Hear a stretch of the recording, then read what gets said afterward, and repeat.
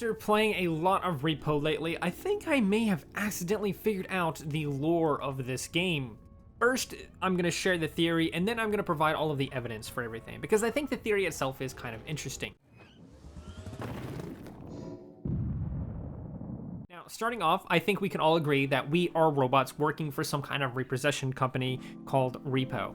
However, I believe we are not actually repossessing anything from anybody. I mean, we are technically, but the people we are repossessing things from are no longer around. The world of Repo, I believe, takes place in an apocalyptic future where humanity has either gone extinct or has gone nearly extinct, meaning that the homes and facilities that we are taking stuff from have long been abandoned.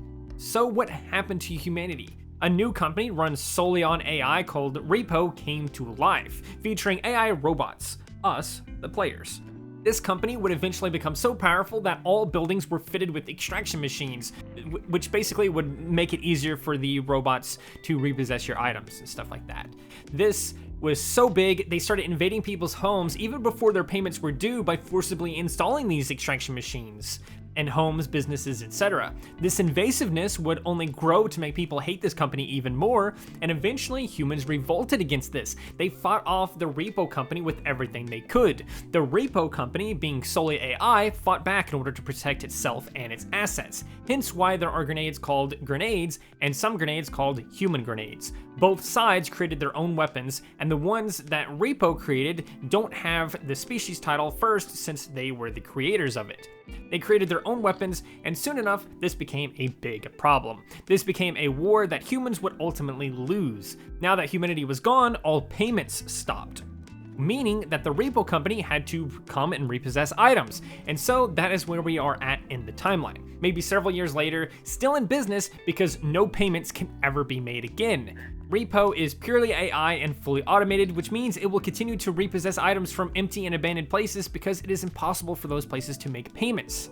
Hence why they're coming even though the owners don't exist anymore. They were killed by the Repo. So what about all of the monsters?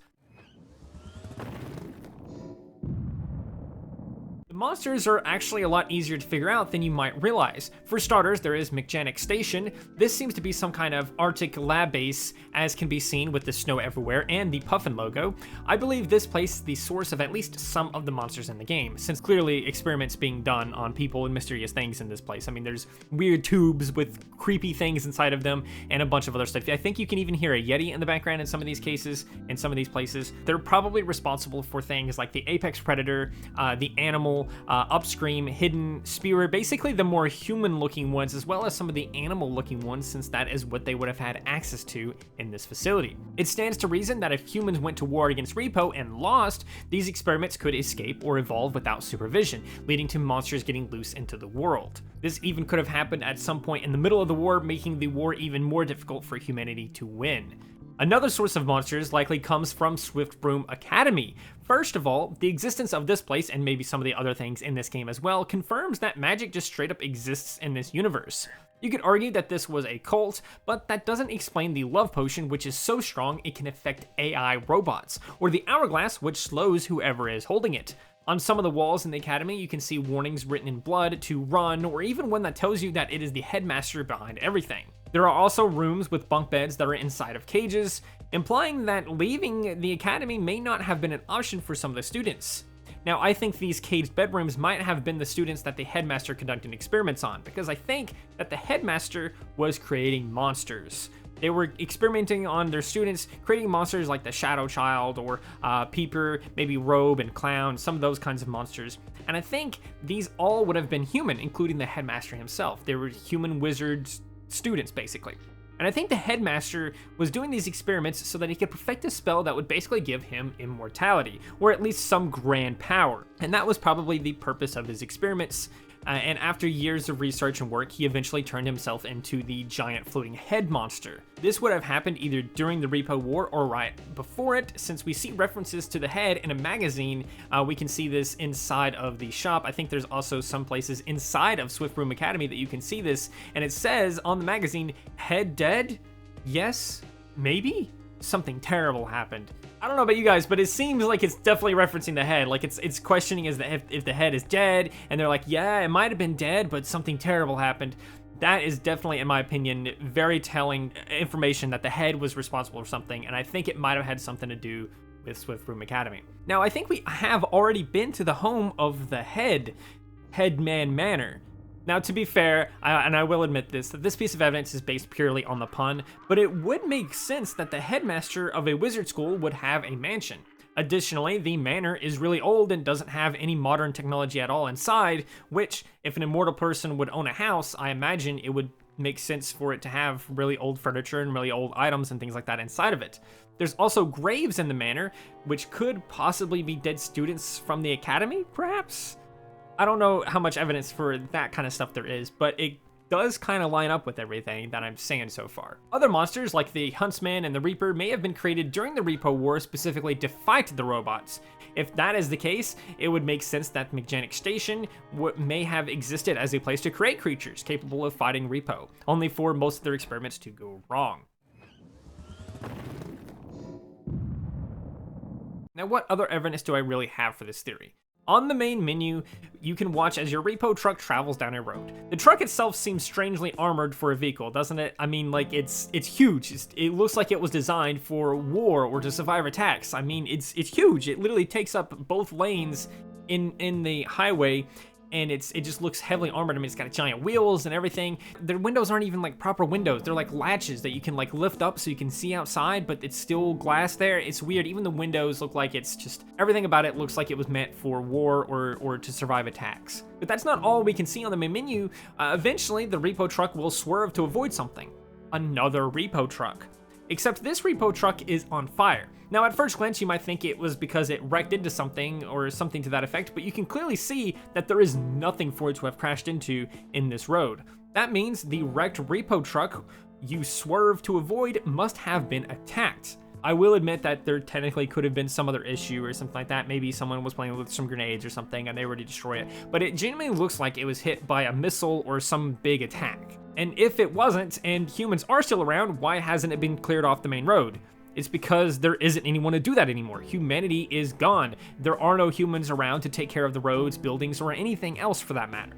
That's why so many things are falling apart in the game. Even the plumbing in this game is terrible. If you flush a toilet, it seems to flush and then it spews out stuff everywhere. It's a whole mess. Another thing we see in the main menu is two skeletons sitting in the road that we run over. There are plenty of skeletons in the game, but these are just in the middle of nowhere on a busy road, and they clearly hadn't been run over until our repo truck does so in the main menu.